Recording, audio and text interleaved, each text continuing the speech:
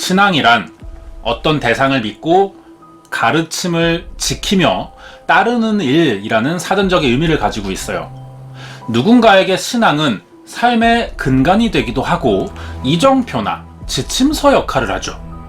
종교를 굳이 특정지어 설명하지 않아도 좋은 부분만 받아들인다면 나와 내 주변에 긍정적인 영향을 줄 수 있습니다. 여기에 신앙은 개인적인 영역 외에도 정치, 사상, 예술, 과학 등 사회의 많은 부분에 깊이 관여되면서 아주 오래전부터 절대적인 가치 체계의 기능을 했고요. 인간과 밀접하게 관련돼 있죠. 하지만 무조건적으로 믿는 게 아니라 나의 가치관에 따라 받아들일 수 있는 것과 그렇지 않은 것을 구분할 줄 아는 게 중요하죠. 이렇게 신앙은 사람에게 어떤 방향성을 제시해 줄 만큼 좋은 영향을 끼칠 수 있는데, 하지만 반대로 모든 사람에게 전부 해당되는 말은 아니에요. 그동안 종교에 너무 깊게 빠져서 가족이나 경전에 나오는 특정 인물 외에 다른 사람들을 적이라고 생각해서 살인을 저지른 연쇄살인마들이 몇 명 있었거든요. 종교와 신앙이 항상 좋은 쪽으로만 작용하지 않는다는 극단적인 예가 됩니다. 여기서 중요한 건 연쇄살인마를 만든 종교가 잘못된 것이 아니라 잘못된 신앙을 가르친 주체나 그 현상에 더 초점을 맞춰야 한다는 거예요. 이런 케이스도 있었다는 정도만 이해하고 똑같은 현상이 반복되지 않도록 하는 게 제일 중요하죠. 그래서 이번 미스터리 사건은 스스로를 신이라 믿으며 고릴라 킬러라는 별명으로 불리던 연쇄살인마에 대해 알아보도록 하겠습니다. 자세한 내용이 궁금하시면 구독과 좋아요 부탁드립니다. 1927년 6월 미국 전 지역을 다니며 범죄를 저지른 남성이 체포돼 경찰서로 이송되고 있었어요. 용의자가 아니라 범인이라고 확정된 신분이었는데요. 남성의 인상은 아주 기괴했습니다. 검은 머리에 작고 단단한 체형이었고 이마는 비스듬하고 입술이 돌출되어 있었죠. 거기에 손은 비정상적으로 커서 전체적으로 고릴라 같은 외형이었어요. 경찰이 많은 사람과 언론이 모인 자리에서 이 범인의 정체를 공개했는데, 그래도 이 남성은 전혀 위축되지 않고 당당한 표정을 지었죠. 대체 범인은 어떤 사람이고 어떤 범죄를 저질렀길래 이렇게 많은 관심을 받게 됐을까요? 지금부터 그 사건 내용을 알아보도록 하겠습니다. 첫 사건은 1926년 2월이었어요. 샌프란시스코 어느 하숙집에서 60대 여성이 사망한 채 발견됐죠. 피해자의 이름은 클라라 뉴먼이라고 하는데 이 당시에 하숙집을 운영하고 있었어요. 새 세입자를 찾고 있던 겁니다. 그리고 빈방을 보러 왔다는 남성에게 목이 졸려 살해당했죠. 그리고 범인은 죽은 클라라를 강간하고 현장을 빠져나갔어요. 두 번째 희생자는 63살의 로라 베일이라는 여성이었는데 이번에도 목이 졸려 살해됐고 강간당한 채 발견됩니다. 그리고 몇 달간 살인을 멈췄다가 4개월 뒤 캘리포니아에서 2명의 여성을 같은 방법으로 다시 살해했어요. 주로 캘리포니아에서 나이가 많은 장년층 여성만 골라서 살인하고 있었죠. 이때까지 이 사건은 목격자나 증거가 전혀 없었어요. 강간 살인 사건이지만 과학 수사가 없던 때라 DNA나 혈액 분석도 불가능했죠. 경찰은 아무런 대처를 못했고 처음 보는 형태의 사건이라 그저 기괴한 일이 일어났다고 생각할 수밖에 없었습니다. 그리고 2달 만에 다시 사건이 일어나는데 이번엔 오클랜드였어요.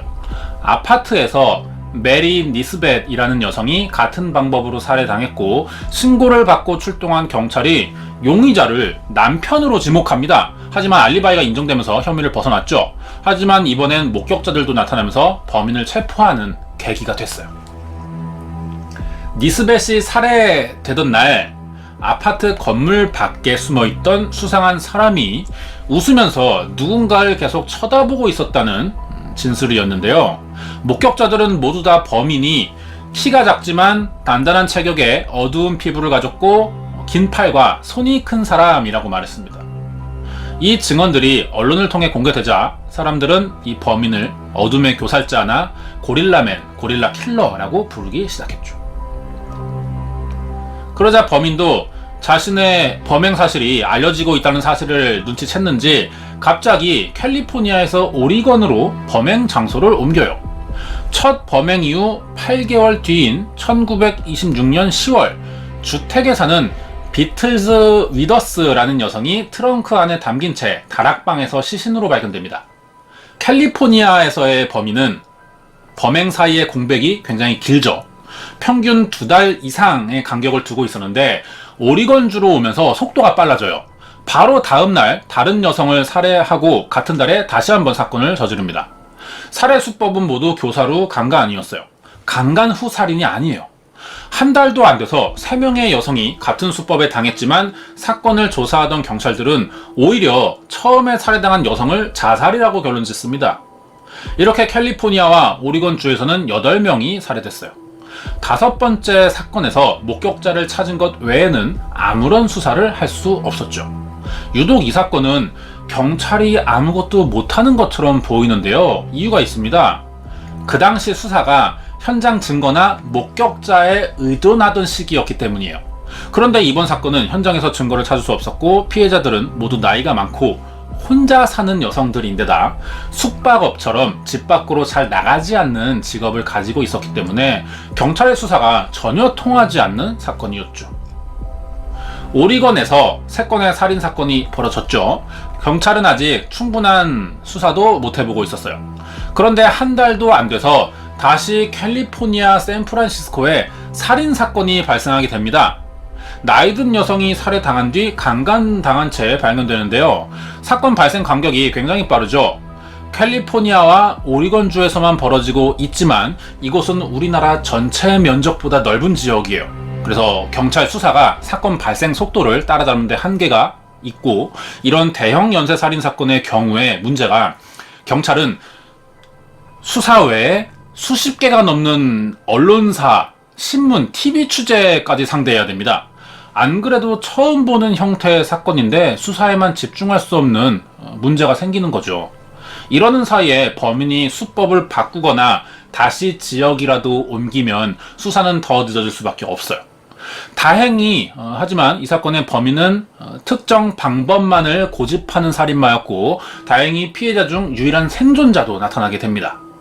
바로 다음 날인 1926년 11월 19일 캘리포니아 벌링게임이라는 지역에서 28살 임산부가 자신이 살던 집을 내놨다가 집을 보러 온 척하고 접근한 남성에게 공격받았는데 여기서 다행히 살아남았어요. 그래서 경찰을 만나 진술도 할 수 있었죠. 범인은 약 170cm 키의 정장 차림이었고 말을 잘하는 어두운 피부의 남성이라는 그전까지의 목격자들과 비슷한 증언을 했어요. 그리고 이후 2건의 살인을 더 조사하면서 드디어 범인의 지문도 찾아내게 됩니다. 이 지문을 일일이 지역 사람들과 대조해 보는데 아무도 일치하지 않았어요. 범인이 이 지역 사람이 아니었던 거죠. 범인을 찾을 수도 없었고 막을 수도 없는 상황이었어요. 그러자 경찰은 연쇄살인을 막자라는 취지에서 공공안전성명을 발표하는데 이게 내용이 조금 이상합니다. 필요하다면 경찰을 불러 동행하도록 하십시오. 여자들이 조금 더 조심했다면 이런 범죄들을 막을 수 있었을 겁니다. 이렇게 말한 거예요. 마치 피해자가 조심하지 않아서 사건이 생겼다는 식의 발표를 한 건데 이런 건 설득력도 없고요. 오히려 사람들에게 반발심만도 생기겠죠. 이러는 동안 살인은 계속 일어납니다. 그동안 범행 장소는 캘리포니아와 오리건주였어요. 미국 서부 지역에서 일어난 사건이죠. 범인을 직접 만나본 생존자가 나타나면서 이제 막 범인에 대한 단서를 조합하기 시작했는데 정작 범인은 이제 동부 지역으로 이전을 한 겁니다. 여기서 5개월간 같은 수법으로 9명을 더 살해했는데 문제는 범행 내용이 조금 달라졌다는 거예요. 그동안의 범인은 주로 50대 이상의 장년층 여성들만 노려왔는데 이번엔 20대의 젊은 피해자들이 여러 명이었고요. 태어난 지 얼마 안 된 남자아이도 같이 살해한 적이 있었어요. 그래도 범인은 결국 잡히죠. 너무 많은 살인을 해서 붙잡히게 된 케이스인데 아무리 단서를 남기지 않으려고 해도 사람인 이상 자신도 모르는 흔적이 남을 수밖에 없다는 겁니다. 그러다 보니 조금씩 피해자들의 특징과 목격자들의 증언이 조합되면서 범인의 윤곽이 그려졌어요.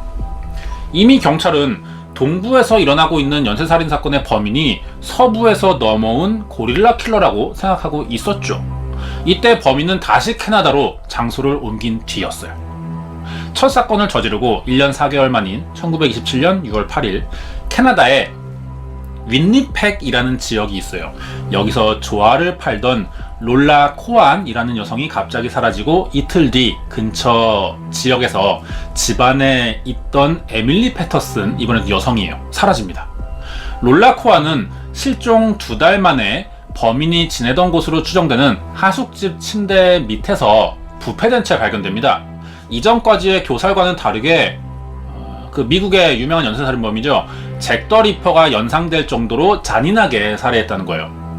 그리고 며칠 뒤 두 번째 실종자인 에밀리의 남편이 저녁 기도를 하다가 침대 밑에서 아내의 시신을 찾았어요. 목이 졸린 채 사망했었죠. 여기서 경찰은 범인이 에밀리를 죽이고 집안에서 양복과 금반지, 성경책, $10 지폐 7장 훔쳤다는 사실을 알게 됩니다. 조사가 시작되자 바로 다음날 범인이 훔친 물건들을 처분했어요. 이전까지와 전혀 다른 범행 수법들이죠. 살해 수법이 달라졌고 강간 살해 외에 이제는 절도까지 합니다. 그러다 보니 범인에게는 필요 이상의 움직임이 생길 수밖에 없었고요. 결과적으로 캐나다에서는 미국에서 일어난 연쇄살인 사건에 비해 더 많은 목격자들이 나타나게 됐죠.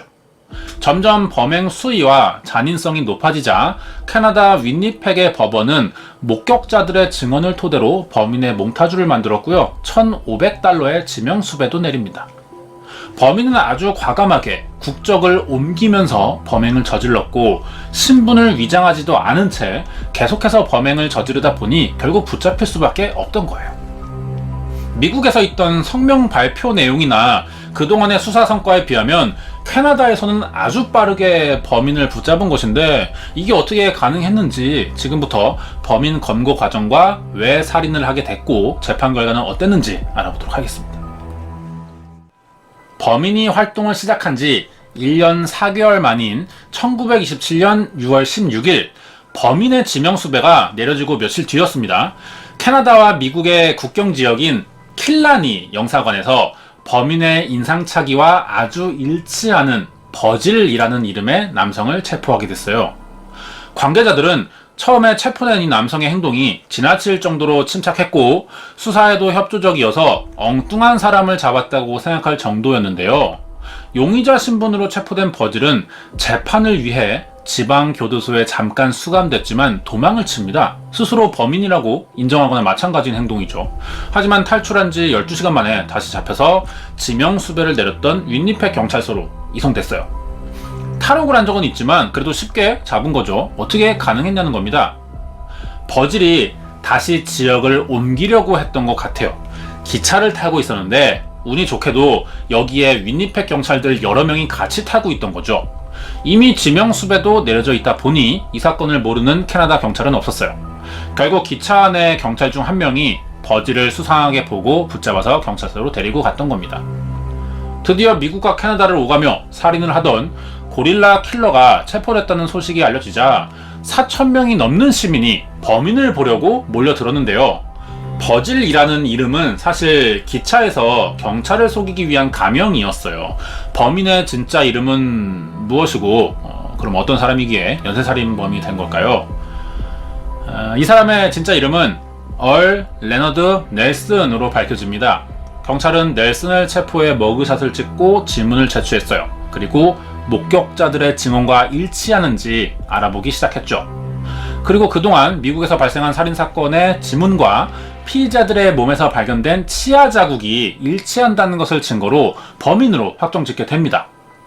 처음에 넬슨은 순순히 범행을 인정했지만 재판이 다가오자 자신은 무죄라면서 갑자기 모든 범죄 사실을 부인해요. 그리고 취조기간 내내 성경을 가지고 다니면서 읽거나 특정 구절에 집착하는 행동을 보입니다. 왜 살인과 동시에 성경에 집착을 하냐는 거죠. 이런 부분은 출생이나 성장 배경을 통해 알아낼 수도 있어요. 이 부분부터 알아보겠습니다. 넬슨은 1897년 5월 12일 캘리포니아 샌프란시스코에서 영국인 엄마와 스페인 아빠 사이에서 외아들로 태어납니다. 그런데 넬슨이 2살이 되기 전에 둘 다 부모가 매독으로 사망하면서 고아원과 조부모 집에서 자라게 됐는데 엄마 쪽 집안이 독실한 기독교 신자였던 거예요. 그래서 어렸을 때 부모가 죽고 생활 환경이 크게 바뀌자 아이가 자기 혐오나 정신 이상 행동을 보이고 있었는데 할머니 할아버지가 이걸 제대로 치료해주지 않고 대신 기독교 신앙을 가르쳤던 겁니다. 신앙의 힘으로 이기자는 거죠. 그런데 이게 사실 할머니나 할아버지 입장에서 가르치는 거지 아이 입장에서는 강요에 가까운 주입이었던 거예요. 이 일로 넬슨에게 잘못된 종교적 가치관이 생기게 된 거고 이때부터 정신병이 더 심해집니다. 10살에 그리고 넬슨이 자전거를 타다가 전차와 충돌하는 사고로 머리를 다쳐요. 6일간 혼수 상태였다가 깨어났는데 이때부터는 두통과 기억 상실증도 생겼죠. 그래서 혼자 하늘을 보고 대화를 하거나 요한계시록에 집착했고요. 여성을 지켜보는 관음증도 생겼어요. 이미 치료가 늦었을 정도로 아주 이상한 사람이 돼버렸죠. 이렇게 이상한 행동을 보이자 넬슨은 학교에서 퇴학당했고 수시로 주택에 침입해 절도를 하면서 여러 번 교도소에 수감됩니다. 직업을 가질 수도 없어요. 그래서 20살이 되자 미국 해군에 입대합니다. 하지만 제대로 된 생활 불가능하죠. 대부분 정신병원에서 보냈고요. 이때 담당 의사는 타고난 정신 이상자 상태라는 진단도 했어요. 하지만 아무도 가족이나 주변에서는 심각하게 생각하지 않았다는 겁니다. 전역을 하고 병원에서 수의로 일하게 되는데 여기서 일하던 메리 마틴이라는 60살의 여성을 만나서 결혼해요. 이때 넬슨이 22살이었어요. 문제는 아내는 무교예요. 그런데 넬슨이 강압적으로 기독교 신앙을 강요하면서 6개월 만에 이혼했죠. 그러자 넬슨은 다니던 병원 일을 그만두고요. 배관공으로 취직해요. 이때 12살의 여자아이를 성추행하려다 붙잡혀서 정신병원에 들어갔고 4년 뒤에 퇴원했는데 이때가 1925년이었어요. 그리고 본격적으로 살인에 관심을 가지게 되죠. 1926년부터 1년 4개월 동안 미국과 캐나다를 다니면서 22명의 여성을 살해했는데요. 하지만 마지막 2건의 살인을 저질렀던 캐나다에서 붙잡혔고 재판을 받게 된 겁니다. 레너드 넬슨은 롤라 코안과 에밀리 패터슨을 살해한 2건의 혐의로 캐나다 위니펙주 법원에서 재판을 받게 됐어요. 1927년 6월에 재판을 받을 예정이었지만 변호사의 요청으로 5개월이나 재판이 연기가 되는데 왜 연기가 되는지 이유는 알려지지 않았지만 대신 증인으로 전 부인인 마리 매틴이 결혼생활 증언과 미국과 캐나다에서 온 60명이 넘는 배심원들에 의해 넬슨의 모든 혐의가 인정되면서 법원은 사형을 선고했어요. 평소 넬슨을 알던 사람들이 사면을 요청하기도 했어요. 하지만 법원은 이미 증거를 통한 혐의가 입증됐는데도 계속해서 결백을 주장하는 점과 범행에 전혀 죄책감이 없고 반성하지도 않는 점을 들어서 청원을 기각했고요. 2달 뒤인 1928년 1월 13일 오전 7시 30분에 형이 집행됩니다. 죽기 전에 남긴 말이 있어요. 나에게 죄를 지은 모든 사람들을 용서한다 하면서 성경을 손에 든 채로 교수형됐죠. 이렇게 넬슨의 범행이 끝나게 됩니다. 준비한 내용은 여기까지예요. 이번 사건은 미국과 캐나다를 다니며 연쇄살인을 저지른 어둠의 교살자, 고릴라 킬러라고 불리던 얼 레너드 넬슨 연쇄살인 사건이었습니다. 넬슨이 어렸을 때부터 외할머니의 강요가 유독 심했다 그래요. 이때부터 강박적인 기독교 신앙이 생겼는데 정신질환까지 겹치면서 더 빠져들었던 거예요. 이게 범죄의 계기가 됐다고 보입니다. 성경의 일정 부분을 반복적으로 읽거나 자신을 예수라고 말하고 다녔다는 증언들이 있었고 재판을 기다리던 유치장에서도 성경의 그 특정 구절만 반복적으로 읽었다 그래요. 그리고 주변 사람들에게 자신은 해야 될 일을 했을 뿐이라는 말도 했었다는 거죠. 생각해보면 아마 외할머니가 성경을 잘못된 해석으로 가르쳤거나 아니면 넬슨이 정신 이상으로 성경을 잘못 해석했을 가능성이 높죠. 여기서 잘못된 가치관이 생겼고 이게 살인 동기로 이어졌던 것 같아요. 그리고 얼 레너드 넬슨은 미국 최초의 연쇄살인범으로도 알려져 있어요.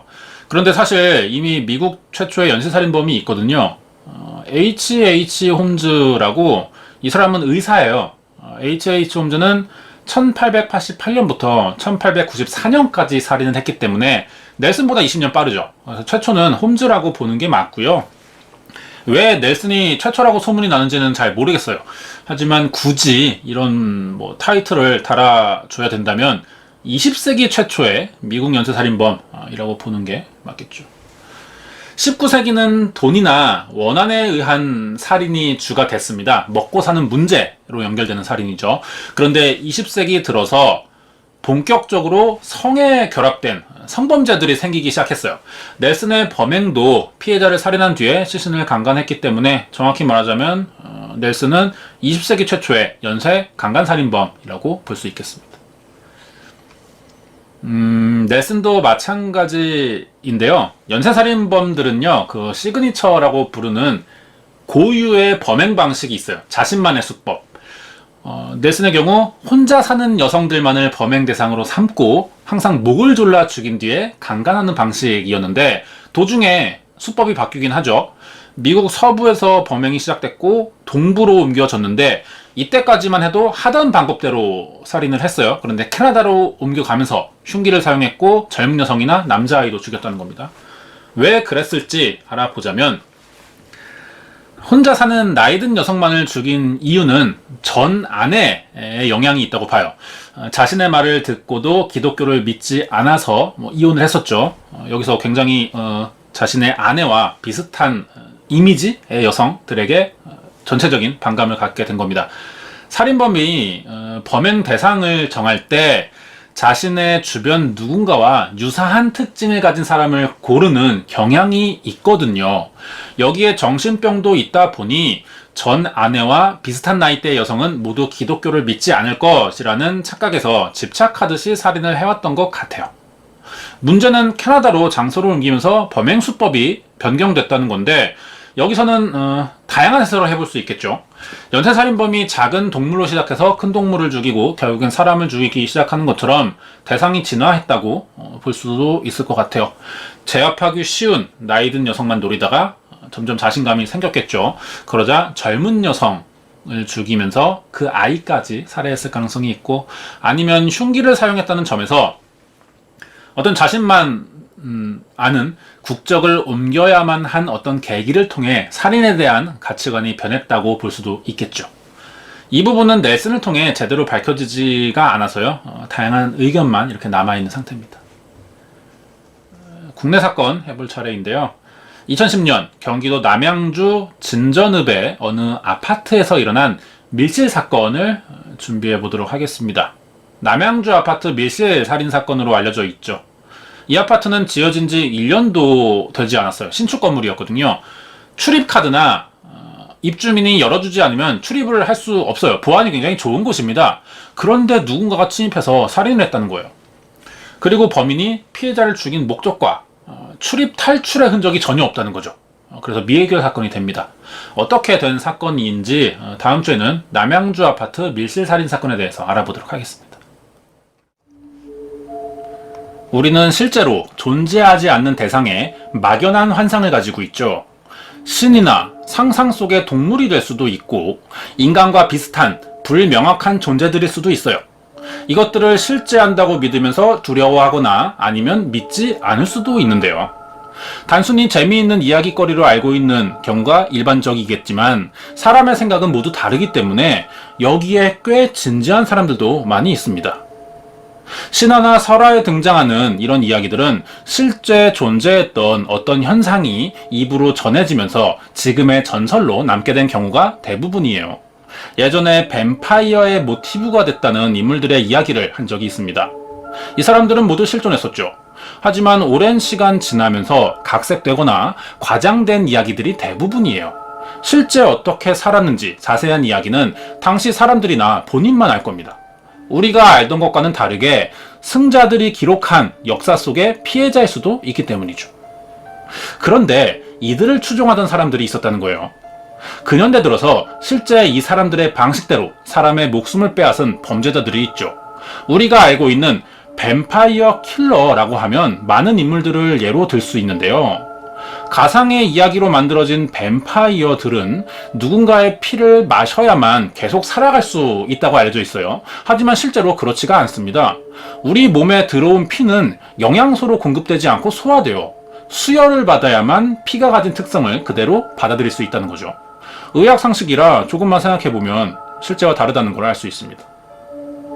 하지만 이런 유형의 살인마들은 자신이 실제 뱀파이어라고 믿었기 때문에 이런 범행을 했거나 아니면 단순한 모방 행동일 수도 있어요. 우리 시각에서는 이런 말도 안 되는 행동이 이해되지 않지만 범죄자들이 왜 이렇게 행동을 했는지 알게 된다면 원인을 찾고 같은 유형의 범죄가 되풀이되는 것을 막을 수도 있을 거예요. 이제 이 사람들을 이해해 볼 차례인데요.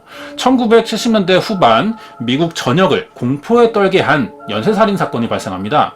현장이 아주 끔찍해서 경찰들도 매번 현장을 제대로 보지 못할 정도로 잔인했었다고 하는데 어떤 일이 일어났고 범인은 누구인지 알아보도록 하겠습니다. 자세한 이야기가 궁금하시면 구독과 좋아요 부탁드립니다.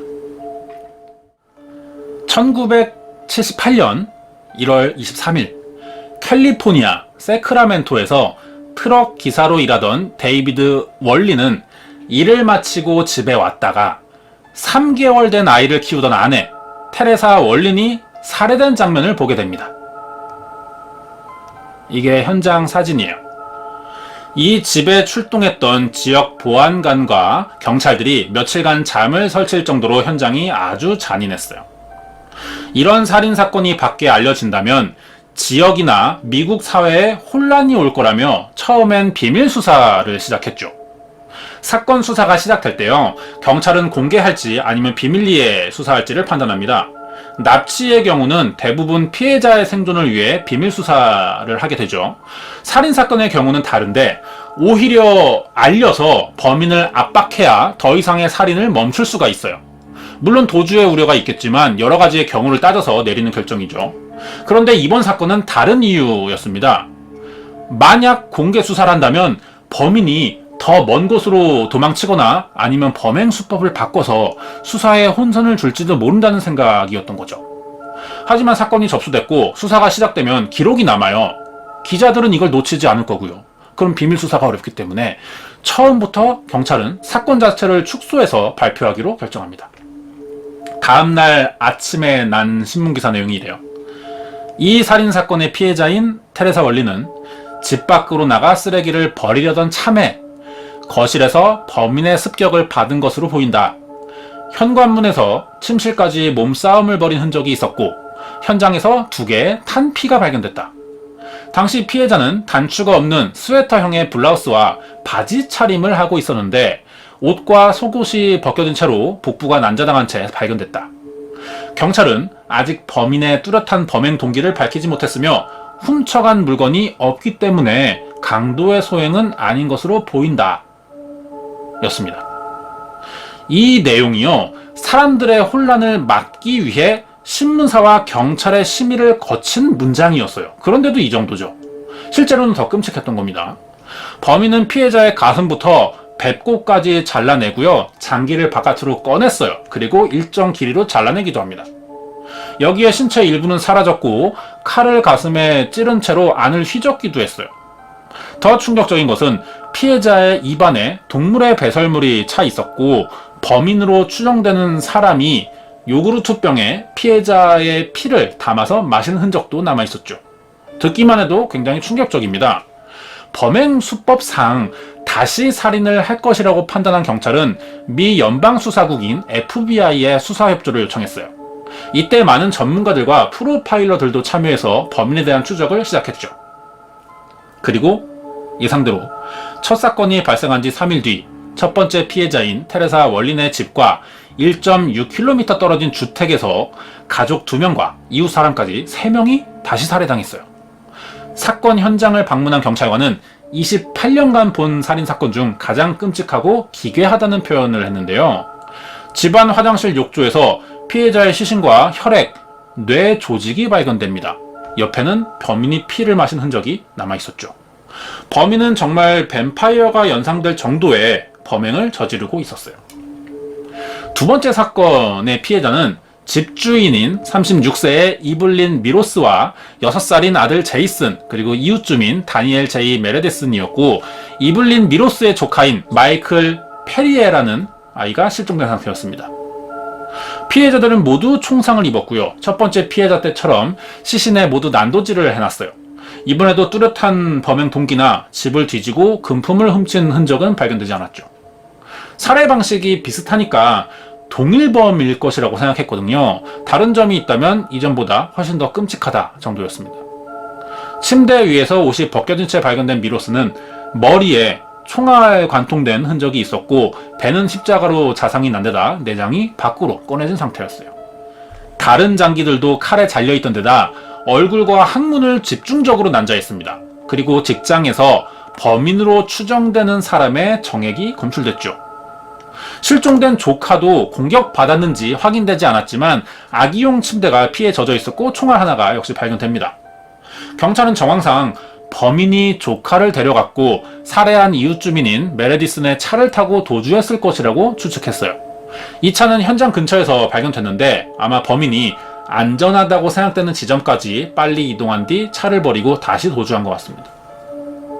두 번째 사건이 발생한 지 이틀 뒤가 되는 1978년 1월 28일 FBI의 분석 자료를 근거로 65명의 경찰관은 범인이 버린 차량 기준으로 800m 반경을 수소문했어요. 하지만 아직 목격자가 없었고 몽타주도 만들지 못했거든요. 그럼 경찰은 어떻게 범인을 체포하려는 걸까요? 얼굴도 모르는 범인을 특정 짓는데 결정적인 역할을 한 프로파일러가 있었어요. 이 분야의 최고 권위자라고 하는 로버트 K. 레슬러의 분석 때문이었죠. 첫 번째 사건을 접한 레슬러는 하루 만에 범인을 프로파일링 해냈고요. 범인의 특징을 이렇게 설명합니다.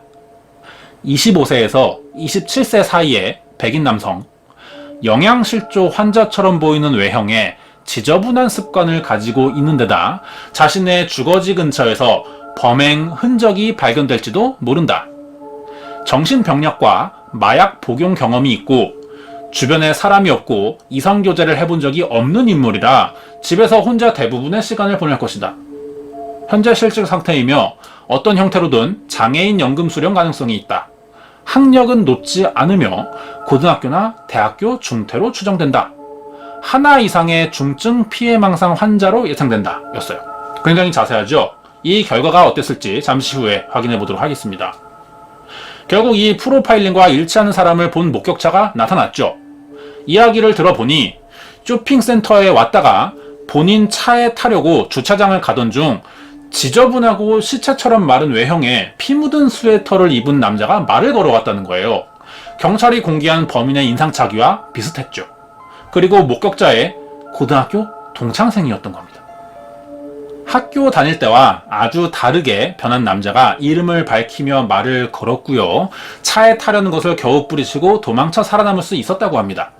어떻게 보면 이 남자는 목격자 겸 생존자라고 볼 수도 있겠죠. 목격자는 남자의 이름을 리처드 트렌튼 체이스라고 밝혔어요. 이름을 알면 같은 이름을 가진 사람들의 거주지도 금방 파악할 수 있죠. 그리고 범인이 사는 아파트에서 잠복하던 중 상자를 들고 아파트를 나와 트럭에 타려는 범인을 체포하는 데 성공합니다. 테레사 월린 살인사건이 발생한 지 5일 만의 일이었고요. 범인은 레슬러의 프로파일링과 90% 이상 일치하고 있었어요. 범인의 머그샷입니다. 몸을 수색하자 남자의 뒷주머니에서 두 번째 살인사건의 피해자 지갑이 나왔어요. 들고 있던 상자 안에는 피에 젖은 천 조각들이 들어있었죠. 레슬러의 분석대로 범인이 타려는 트럭 안에서 대부분의 증거품들이 발견됐죠.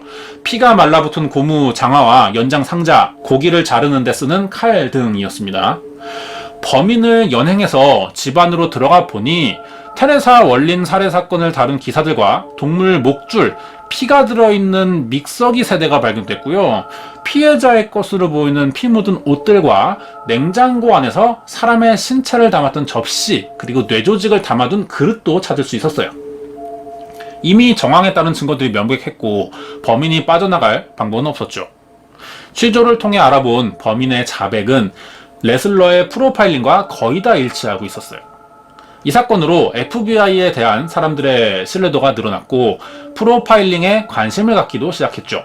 그 당시 분위기는 로버트 레슬러가 범인을 잡았다고 할 정도였습니다. 프로파일링이 범인을 특정 짓는데 도움이 된 건 사실이에요. 하지만 어디까지나 이건 참고 자료로만 사용되어야겠죠. 이게 전부가 될 수는 없습니다.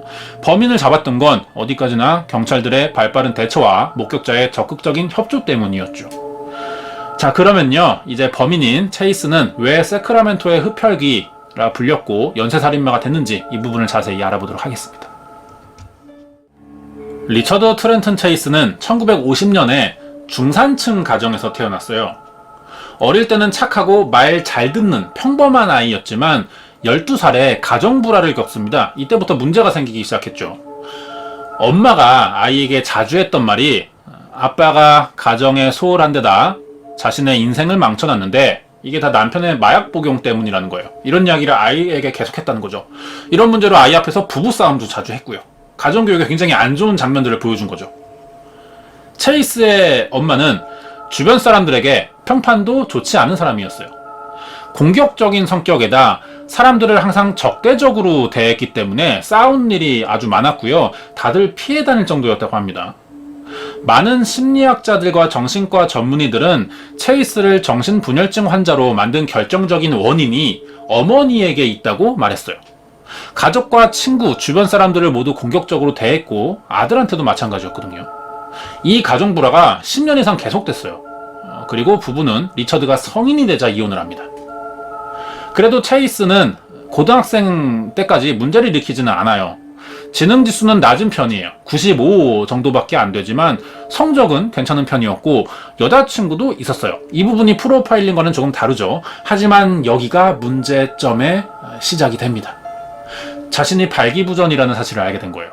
이 일로 매번 여자친구들과 헤어지면서 자신감이 떨어지죠. 그리고 가족 외에 다른 사람들과 어울리지도 못했어요. 이러면서 체이스도 공격적인 성격을 가지게 됐고요. 마약과 알코올 중독 증세를 보이게 됩니다.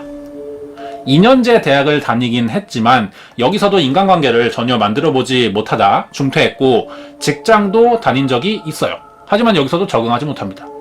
결국 부모님 집에 얹혀 살면서 스스로 외부와 단절된 생활을 시작했죠. 1976년에 토끼 피를 구해서 자기 정맥에 주사를 하려다가 부모에게 들켜요. 이 일로 정신병원에 입원했어요. 이때 체이스는 병원 안에서 가장 소름 끼치는 환자였다고 합니다. 병원에 오기 전에 있던 일이 새를 잡아서 머리를 물어뜯기도 했고 얼굴과 셔츠에 이 피를 묻힌 채로 돌아다니기도 했대요.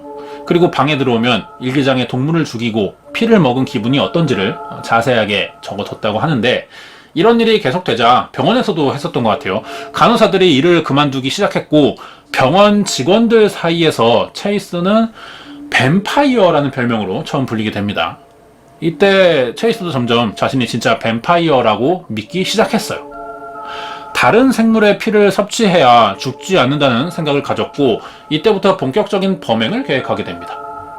분명 정신질환이 있었죠. 이 문제로 병원에 들어왔던 건데 연기로 의사를 속였는지 자세하게 알려지진 않았지만 결국 퇴원하면서 밖으로 나오게 돼요. 퇴원 후에 더 심한 망상에 빠집니다. 동물의 피를 마시는데 집착을 보였죠. 그러다 사람의 피도 마셔보고 싶다는 생각을 하게 됐어요. 이게 살인을 하게 된 계기가 되죠.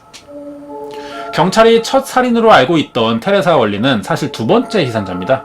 첫 번째는 체이슨이 무작위로 쏜 총에 가슴을 맞아 사망한 그리핀이라는 남성이었는데 이 사건이 제대로 알려지지도 않았고 범인이 누구인지도 특정할 수 없어서 미제 사건으로 남아 있었지만 로버트 레슬러의 면담에서 범인이 직접 자백을 했어요. 그리고 피해자가 모두 6명이라는 사실이 이때 처음 알려졌죠. 자신이 살인을 한 이유는 아주 정당하다는데요. 죽어가는 뱀파이어라는 거예요, 자신이. 그래서 살기 위해 다른 사람의 피를 계속 마셔야 한다라고 주장했어요. 프로파일링 내용 중에 범인은 지저분할 것이라는 분석이 있었죠. 실제로도 그랬고요. 이건 체이스가 비누를 만지지 못하기 때문이에요. 비누가 피부에 닿으면 자신의 피가 가루로 변하는 병에 걸려서 죽어가는 중이라는 이런 망상에 빠져 있었거든요. 그리고 자기가 이렇게 된 이유는 모두 UFO와 나치가 자신에게 피를 마시라고 세뇌시켰다며 핑계를 댔다는 거예요. 자신도 그래서 피해자며 결국 살인은 정당방위라는 거죠. 범인이 체포되면서 언론에 이 사건이 크게 보도되자 체이스는 세크라멘토의 뱀파이어로 불리게 됐고요. 법정에서 총 6건의 1급 살인죄가 모두 인정되면서 유죄를 선고받습니다. 변호사는 체이슨이 정신질환을 앓고 있어서 자신의 범행을 인지하지 못하고 재판을 받을 능력도 없다고 했지만 검사와 배심원단의 생각이 달랐던 거예요. 결국 체이슨은 사형수들만 수감되는 감옥에서 살게 됐고 다시 정신질환 범죄자만 수용하는 교도소로 옮겨지면서 무기징역이나 마찬가지인 생활을 하게 됩니다. 하지만 1980년 크리스마스 다음 날 체이스는 자신에게 처방된 항우울제를 다량으로 섭취했어요. 그래서 감옥 안에서 목숨을 끊게 됩니다. 이렇게 연쇄살인범이 사라지게 됐죠. 준비한 내용이 여기까지입니다. 세크라멘토의 뱀파이어라고 불리던 연쇄살인마 리처드 트렌튼에 관한 사건 파일이었습니다. 네, 준비한 내용 여기까지고 관련된 이야기 더 하고 마치겠습니다. 이 사람은 독일의 뒤셀도르프의 흡혈귀라는 별명을 가지고 있던 피터 쿠르텐이라는 사람이에요. 연쇄살인범이죠. 살인 후 피해자를 마셨다는 사람 중 대표적인데 리처드 체이스의 범행 전부터 사실 뱀파이어라는 별명이 붙은 살인마들은 많았어요. 대개 사이코패스 유형의 살인마이고요. 어렸을 때 머리를 다치거나 사체훼손을 했다는 공통점을 가지고 있죠. 다른 범인들이 실제로 피를 마셨는지는 다 정확하게 알 수 없어요. 살인수법과 시체에 나타난 흔적이 뱀파이어가 남긴 흡혈의 흔적과 비슷하다는 점에서 붙여진 이름들일 뿐이죠. 그리고 이들은 자신이 뱀파이어라고 믿지도 않았거든요. 그런데 이번에 알아본 리처드 체이스는 자신이 진짜 뱀파이어라 피를 마셔야만 생존할 수 있다고 말했거든요. 실제로 동물이나 사람을 죽이고 시체를 훼손한 뒤 피를 마셔왔어요. 이런 점이 체이스와 다른 뱀파이어라고 불리던 살인마들의 차이점이 될 것 같습니다.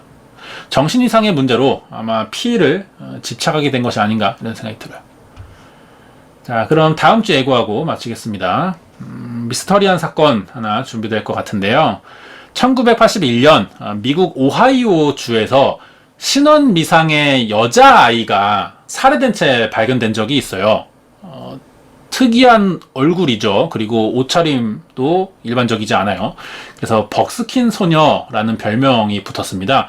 벅스킨은 이 사진에 입은 옷처럼 원주민들이 입을 법한 가죽 옷을 부르는 말이에요. 그런데 2018년 돼서 이 여자아이의 신원이 밝혀져요. 가족도 찾았죠. 딸을 찾으려는 노력을 그동안 많이 했었다는데 정작 가족이 실종 신고는 하지 않고 있었어요.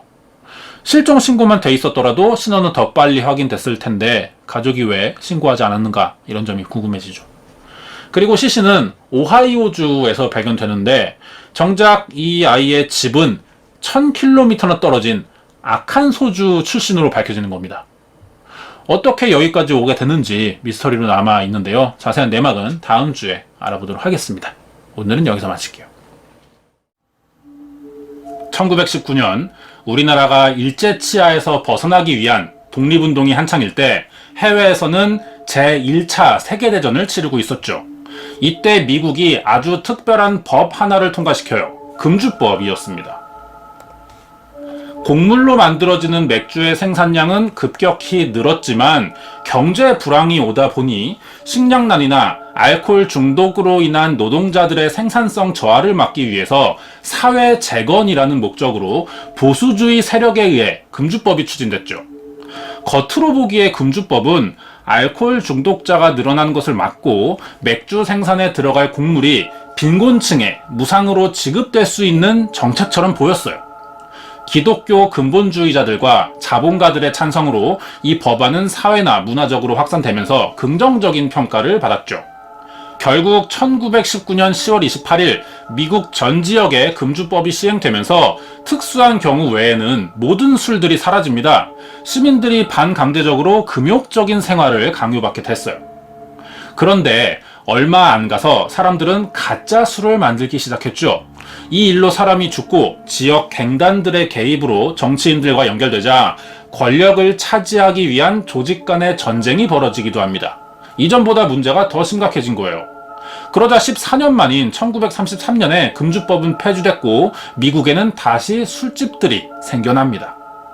이런 역사를 가진 금주법이 사라지고 3년이 지난 1936년 텍사스 엘멘도르프라는 지역의 고속도로 술집에서 이상한 소문이 들리기 시작했어요.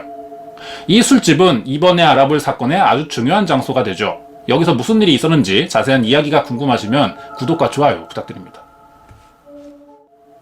이 남성은 1차 세계대전 당시 유럽 최전방에서 살아남은 전직 미 군인이었어요. 독일은 맥주 최대 생산국이죠. 가장 질 좋은 술을 만드는 나라예요. 미국과 주적인 관계였는데 여기에 참전했던 거죠. 그러면서 자연스럽게 독일 맥주를 접하게 됩니다. 몇 년 뒤 전쟁이 끝났어요. 하지만 이 남자는 독일에서 마시던 맥주 맛을 잊지 못하죠. 하지만 돌아온 미국은 금주법으로 술을 구하거나 마실 수가 없었어요. 결국 이 사람은 비싼 돈을 줘서라도 술을 구입하려는 사람들에게 가짜 술을 파는 밀매업을 시작합니다. 이렇게 가짜 술을 팔아 번 돈으로 텍사스주 엘멘도르프 고속도로에 사교적 여관이라는 술집을 냈고요. 그 앞에 연못도 만들었어요. 그리고 5마리의 악어를 키우며 살기 시작합니다. 연못에서 악어를 보며 술을 마실 수 있는 곳은 아주 특이하죠. 이 소문에 많은 사람들이 찾아왔고요. 금방 술집이 유명해집니다. 이 남자는 가끔씩 손님들 앞에서 악어에게 먹이도 줬어요. 그런데 이상한 건 손님들이 꼭 이 장면을 봐야 한다며 무리할 정도의 부탁을 했다는 거죠. 거기에 먹이도 이상했어요. 살아있는 고양이나 강아지를 줬거든요. 악어가 이런 동물들을 먹이로 삼을 수는 있죠. 하지만 손님들에게 굳이 보여줘야 되는 장면까지 되지는 않거든요. 사람들은 살아있는 동물을 먹이로 주는 술집 주인에게 섬뜩함을 느낍니다. 하지만 주변에 얼마 없는 술집인데다가 평소엔 주인이 재미있고 선한 사람이라 먹이를 주는 방식만 빼면 나쁠 건 딱히 없었기 때문에 계속 이 술집을 찾고 있었어요. 술집이 잘 되자 남성은 손님들이 쉬어갈 수 있도록 여관도 같이 운영합니다. 객실 2개와 안에 피아노를 연주할 수 있는 공간도 따로 만들었어요. 그 당시 사람들이 좋아할 만한 요소가 많은 술집이었던 거죠. 일거리가 많아지다 보니 직원도 더 뽑아야 돼요. 많은 마을 사람들도 인기 있는 술집에서 일하길 원했는데 술집을 찾는 손님의 대부분은 남성이었거든요. 그러면 여성 종업원을 사용해야 장사에 더 유리할 거예요. 그렇게 일자리를 원하는 많은 여성들은 이 술집을 찾아오게 됩니다. 이렇게 일을 시작한 여성 중 한 명이 바로 미니메 고타르트라고 하는데 오른쪽 사람이죠. 미니는 예쁜 얼굴에 말솜씨도 좋아서 손님들이 자주 찾는 직원이었어요. 그러다 이 남성과 부부가 되면서 같이 술집과 여관을 운영했는데 이 결혼 생활이 오래가지 못합니다. 결혼 생활 3년 만에 돌로레스라는 25살의 젊은 여성이 새 종업원으로 들어온 거죠. 그리고 이 남성과 불륜을 저지른 거예요. 화가 난 미니는 가족들에게 이 사실을 알리려고 편지를 썼죠. 이혼할 생각도 못한 건 아니에요. 이미 남편의 수상한 점을 눈치채고 있었지만 말을 꺼내지 못한 이유는 남편의 성격 때문이었죠. 평소엔 친절하고 자상하다가도 어딘가 섬뜩한 면을 가지고 있어서 무슨 일을 당할지 모른다는 두려움이 있었거든요. 그리고 이때 마침 자신의 임신 사실도 알게 됐어요. 미니는 아이가 생겼다는 사실을 알게 되면 불륜 생활을 끝낼 수 있을지도 모른다는 생각에 남편에게 이 사실을 밝히려고 했죠. 그리고 몇 년 뒤인 1937년 미니는 갑자기 실종됩니다. 미니를 걱정하던 주변 사람들은 남자에게 아내의 행방을 물어봤어요. 하지만 남자는 이때마다 태연하게 미니가 아프리카계 미국인 남자와 바람이 나서 흑인 아이를 낳고 코퍼스 크리스티라는 곳으로 도망쳤다며 오히려 욕을 하는 거죠. 사람들은 놀랐지만 이 남자의 말을 믿을 수밖에 없었어요. 사건이 여기서부터 시작됩니다. 그럼 미니는 지금 어디에 있냐는 거죠. 남자 말대로 코퍼스 크리스티라는 곳에 간 건 맞았어요. 대신 3m 아래에 모래 속에 파묻혀 있었죠. 발견 당시 옷이 모두 벗겨졌고 머리에는 총을 맞은 채로 매장돼 있었어요. 누군가 미니를 죽이고 시신을 숨겼던 겁니다. 아내가 사라지고 몇 달 뒤 남자는 불륜 중인 돌로레스라는 여성과 재혼합니다. 하지만 돌로레스도 곧 남편이 새로 들어온 종업원과 다시 불륜을 저지른 걸 알아챘어요. 이번엔 헤이즐 샤티 브라운이라는 여성이었죠. 헤이즐 브라운은 21살이에요. 이미 한 번 이혼을 한 적이 있었죠. 14살 위인 전남편과 아들 하나를 낳았는데 얼마 안 가서 헤어졌고 새 출발을 하러 텍사스에 왔다가 이 술집에서 일을 하게 됐는데 불륜을 저지른 겁니다. 이 뒤로 계속 일하던 여성들과 아내들이 사라지기 시작했어요. 처음에 주민들은 우연이라 생각합니다. 하지만 한두 번이 아니다 보니 점점 수상하다는 생각을 하게 됐고 미니를 찾던 가족이 1년 만에 경찰에 실종 신고를 하면서 사건이 드러나게 됐죠. 경찰 수사가 시작됐지만 실종 사건은 계속 벌어졌어요. 23살의 여성인 줄리아 터너도 이 술집에 일하러 갔다가 행방불명되는데요. 신고를 받고 출동한 경찰은 남자에게 사라진 여성들의 행방을 물었지만 아내들은 불륜을 저지르거나 돈을 빌려 도망쳤기 때문에 어디로 갔는지는 알 수 없다고 대답합니다. 누가 봐도 이 남자가 거짓말을 하고 있죠. 하지만 증거가 없잖아요. 경찰이 강하게 의심했지만 결국 하는 수 없이 이 남자를 풀어줄 수밖에 없었어요. 그리고 몇 달 뒤 이 술집 여관에서 일하던 직원 2명과 남자아이 1명이 실종됐다는 신고도 들어옵니다. 이미 술집을 마지막으로 왔다가 사라진 사람이 5명이나 됐고 경찰도 이 남자를 범인이라고 생각했지만 정황이나 증거가 없으니 체포를 하지 못하는 거예요. 경찰이 실종자의 행방을 찾는 데 집중하던 중 결정적인 제보를 받게 됩니다. 남자의 여동생 집 헛간 드럼통에 파리때가 많이 꼬이고 냄새가 심하게 난다는 거죠. 생각해보니 경찰이 이 술집을 찾을 때마다 연못에 있던 악어들은 항상 배부른 상태로 늘어져 있었고 연못에서도 알 수 없는 냄새가 나고 있었거든요. 뭔가 잡았다는 생각에 경찰은 즉시 남자의 집으로 출동하게 됩니다. 수사관 2명이 현장을 찾았어요. 그런데 이미 드럼통은 사라지고 없었죠. 하지만 이 가족의 말로는 남자가 가정한 것 같다는 거예요.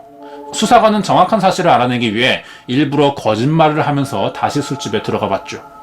지나가다가 맥주를 마시러 잠시 들렸다고 말하자 이 남자가 경계를 풀고 반갑게 맥주를 가져다 줍니다. 수사관들이 그리고 술을 마시기 시작하는데 갑자기 남자는 가게 문을 닫더니 서랍에서 권총을 꺼내 위협하는 거예요. 그리고 수사관들이 대응하기도 전에 자기 왼쪽 가슴에 총을 쏘고 그 자리에서 자살합니다. 범인이 맞았던 것이죠. 범인이 사망했어요. 다른 수사관들이 도착했고 현장을 더 조사했죠. 그러자 술집 곳곳에서 썩은 고기와 피에 물든 도끼가 발견됩니다.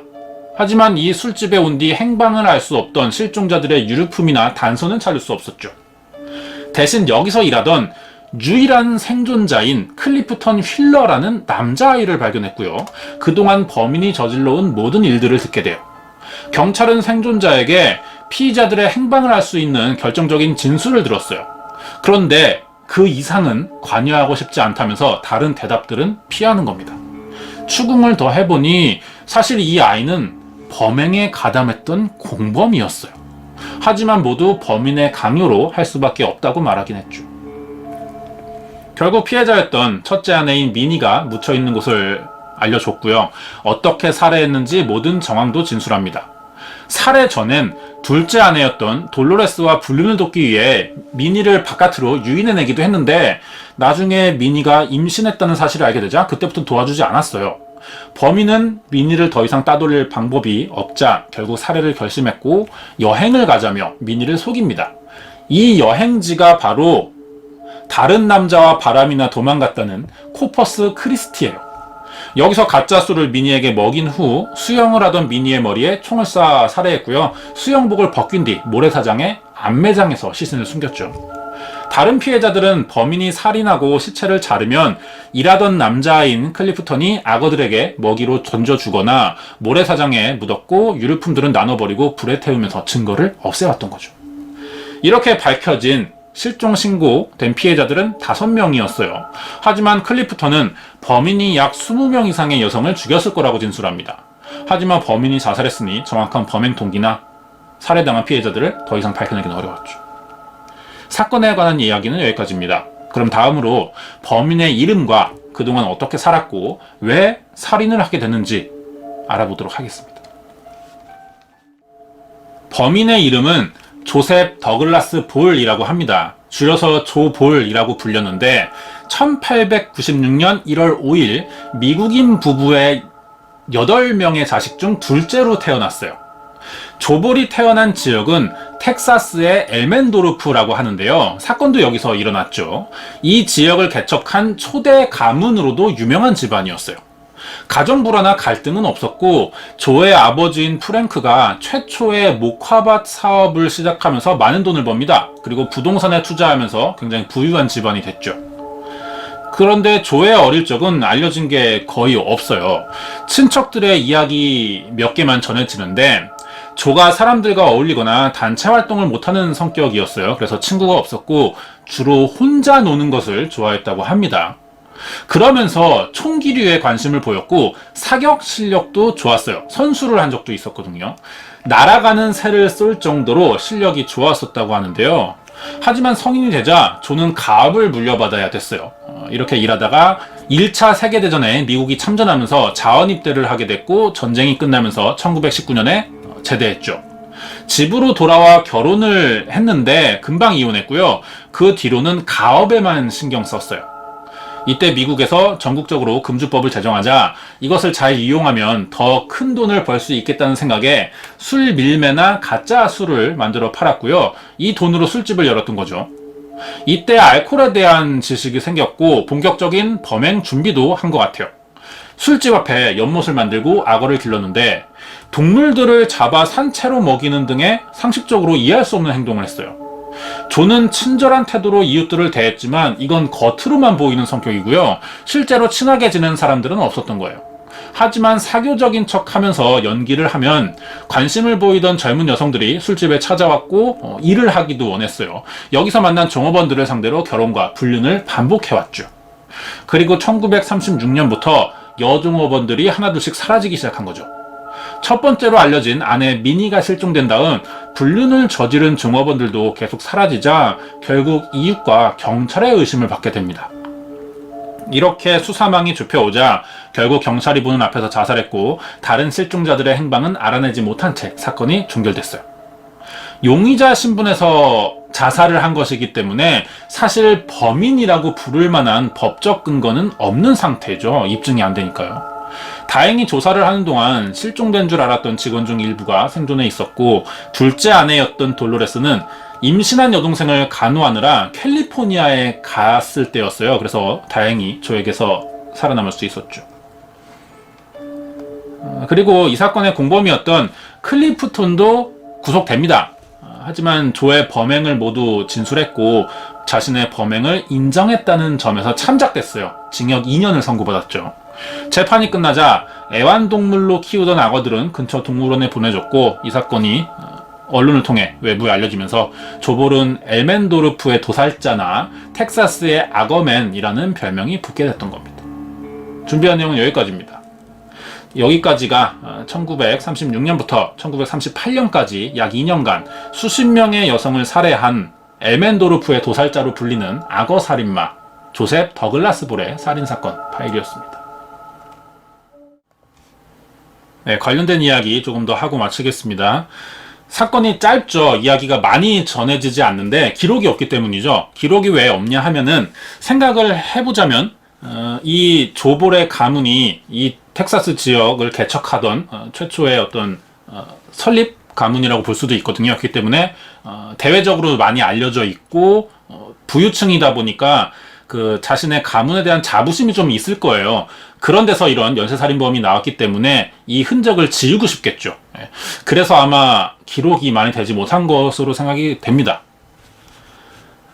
이 사건에 대한 영화가 있어요. 알려지면서 조볼의 이야기를 각색한 영화인데 1976년에 개봉됐고요. 이름은 이터널 라이브라고 합니다.